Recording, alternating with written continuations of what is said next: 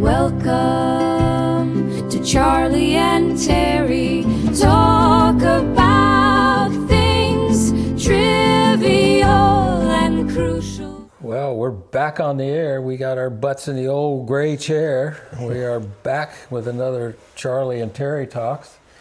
And our last episode was our expeditionary foray into East Bradenton. Yes, if you haven't watched that one, you got to watch the Bradenton Beginnings, I think is what it's called, but it's on our playlist. Yes, we went out in pith helmets and all. Yeah, that's right. Did we have camels? No, we didn't have camels, no. I'm trying to cut down. Yeah, okay. Anyhow, that was a cut rate expeditionary force. Anyway, we are back. We have what Terry thinks is an interesting topic, and it's another thing that I know nothing about, but it doesn't stop me from talking about it. So, and nor should it. Yeah. So, what is our topic today? It is train robberies, kind of the history of train robberies. And interestingly enough, before there were locomotives and before there were trains, there weren't no train robberies. Really? Yeah. That's a phenomenal I learned observation that there. Doing my research, yes. Yeah, you are very astute, no doubt. Anyway, we might as well get started because there had to be trains to have train robberies. Right, so, that was the prerequisite. That's sort of a logical thing. Actually, when early locomotives began in like the 1820s in England, most of the train robberies per se were not really robberies of moving trains. They were burglaries of stationary trains. The first that still counts as a train. Yeah, robbery. I would say so. Yeah, I'd say but, more of a train burglary. Yeah. But in October of 1866, the first train robbery occurred in the U.S. It occurred in Indiana. Of all places, I would have thought that was further west, but maybe the trains hadn't. Well, no, the trains were there. The Transcontinental Railroad wasn't completed until 1869. Okay, well, but there were trains in the west just going locally in California and out to about Omaha at that time. Well, I guess Indiana was kind of west back in the Yes, it was considered the west. Well, you're from Indiana. You went to school in Indiana. I went to school in Indiana. It's still way out west. Yeah, well, that's true. Yes, it was west to me. Yeah. So anyway. it was by the Reno brothers. They got away with about $13,000 in cash. That was a lot of money back then in 1866. 1866, it was a lot of money. But the methods became prominent out west more than in the Midwest, with desperados. Famous gangs were made it their specialty. Jesse James and Butch Cassidy. Right. Yeah. That was the golden age. The golden age of train robberies. It became less lucrative. Well, it became very lucrative because trains carried more valuables than stagecoaches, which where they formerly robbed. Going long distances, way out in nowhere, and just like there was no law enforcement, nobody around. But I remember in the old movies they had these guys riding in their horses down to capture the train. I don't think that works, right? I think that was a pretty hard thing to do. Actually, in one of the famous train robberies occurred with the James brothers in 1873, and they actually loosened the track with a rope and pulled the track apart. The train derailed, and then they went with guns and robbed the train. So that was pretty significant damage and put everybody in jeopardy. That was. I figured they had to do something with the tracks in order to stop the trains, right? They had blow up the tracks, but I think some train robberies occurred when they put like felled trees across the tracks too, and the train had to stop for it, and then they went in with guns and robbed the trains. And they didn't have any damsels in distress across the tracks. No, I don't think they did that. Well, you had to find a damsel first. Yeah, well, that's women true. were actually pretty rare out west for a while. Probably weren't too attractive either, but anyway, it's all in the eyes of, Yes. So, what are the famous train robberies? Well, as I mentioned before, the James gang robbery that was held near Adair, Iowa in 1873. They're also the biggest in Britain was the Great Train Robbery of August 8, 1963. That's in our lifetime. Yes, Yeah. yes, where over a dozen robbers robbed, came in with ski masks and guns and stole $7 million in banknotes. That would be about $60.5 million in today's money. Banknotes, you mean like Bank of England regular banknotes? cash? Yes, Yeah. they were fungible. So yes. Okay. So they were like securities. Yeah. Okay. Yes. They rigged a red light to stop the train, and they then formed a chain where they unloaded about 120 bags of That's cash a and lot, banknotes. yeah. Yes. Sounds like And- they had to have a pretty big organization. Yes, it was over a dozen people. About 12 were captured. The money was some of it was recovered, but not all of it. Well, And- and it must have been an inside job a little bit to even know when which train would have money like that on Right, it, you know? right. How But- would they know that? I don't know. Well, maybe it was advertised or what, but Okay. who knows? There was also the Great Train Robbery of 1855 in Paris. They got $12,000 in British pounds in gold bullion, and that was considered an inside job by some employees. Yeah. And they were caught too.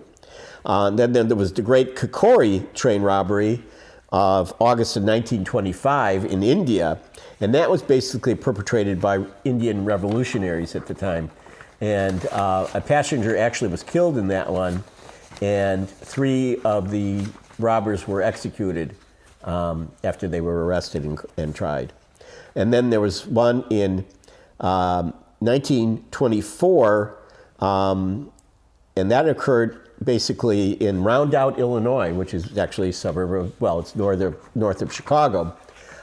This was perpetrated by the Newton brothers. There were 4 Newton brothers from Texas. And they came all the way up to Illinois? Yeah. Find a train? Yeah, they were actually, they had pulled up about 60 bank robberies and 6 train robberies in around Texas before they came up to Illinois and did that. That's pretty lucrative. Yes.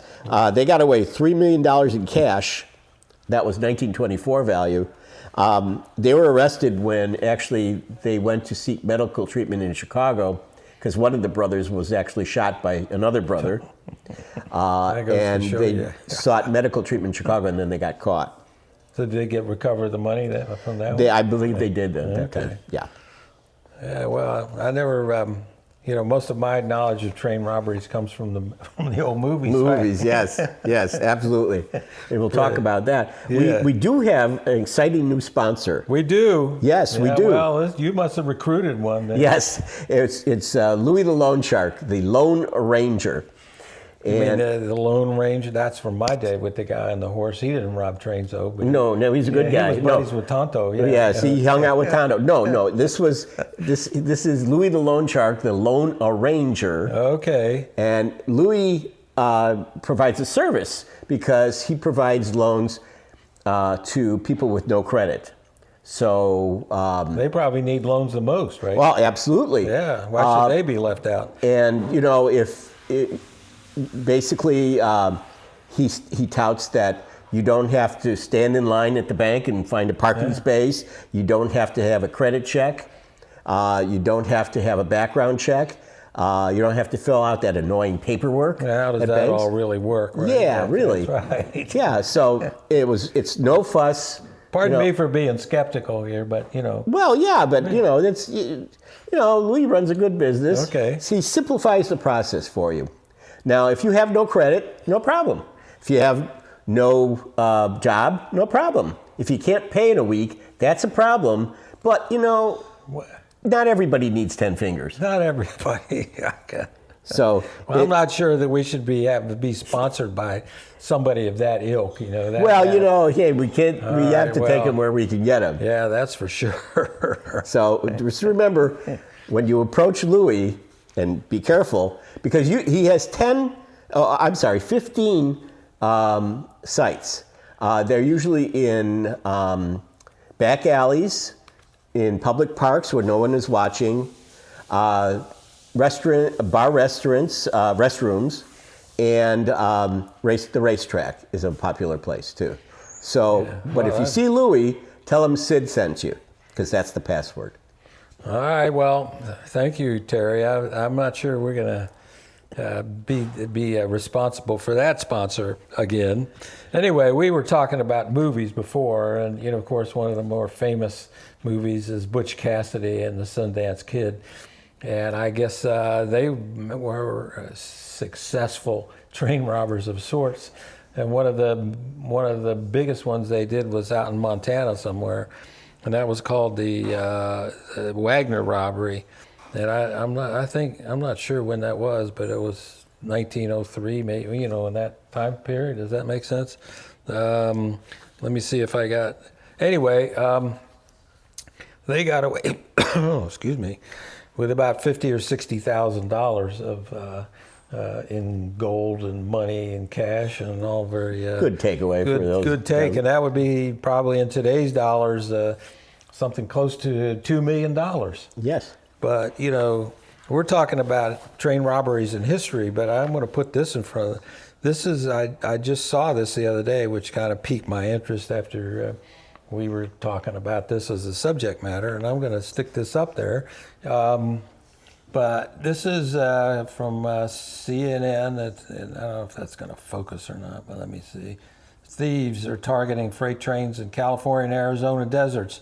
Make off with $2 million worth of Nike shoes, right? So train robberies are happening now. I guess they're going on. They're still going on. And apparently I got the whole article here. I'm just going to read... they're raiding cargo containers, and they're still going after the trains out in the west in the sparsely settled areas with where they can stop the trains, and they're actually, instead of dynamiting the rails or pulling them apart, they're cutting the air brake hoses on the trains, and so the trains actually have to stop.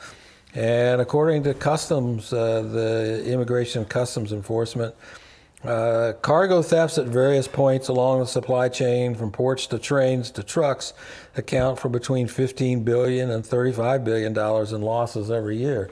So I guess it's the whole supply chain, but certainly we still got train robberies today. So I don't know what the solution to that is, but I figure they back in the early days of the West, they came up with solutions, and perhaps we'll have that today. Well, they started putting valuables in heavy metal safes, and they also had cars full of guards, armed guards. Armed guards, yes. too, right? So that's cut down on the train robberies. So it made it less lucrative. Right. And I think people started shipping some of the valuable stuff by trucks and other ways, and so the cargoes on the trains weren't probably as attractive, so to speak. Well, there were truck hijackings too. Yeah. But you mentioned movies, and I think the first train robbery movie was The Great Train Robbery of 1903, movie released and directed by Edwin S. Porter. It lasted just over 8 minutes, and the way they distributed it to vaudeville houses and music halls, and it was a big hit. It was tremendously popular, and it actually established the movie. Well, it's not full length, but established the movie as an entertainment, as a viable entertainment means. Okay, well, that's an interesting little bit of history there. Yeah. So I guess that's a positive social event. Yes, I guess it was. And the method of making the movies were one of the robbers shoots right at the camera, and it goes to sepia. Was very good effect, like blood effect. Or something. Okay. Yeah. So right. I think the audiences really liked that. The realism. Special effects, right? Early special effects. And look at what we got now. Yes. So yeah, well, CGI. On that note, I think we're finished, and hopefully it was an interesting topic for everyone. And we'll see you on the next go round, and stay tuned.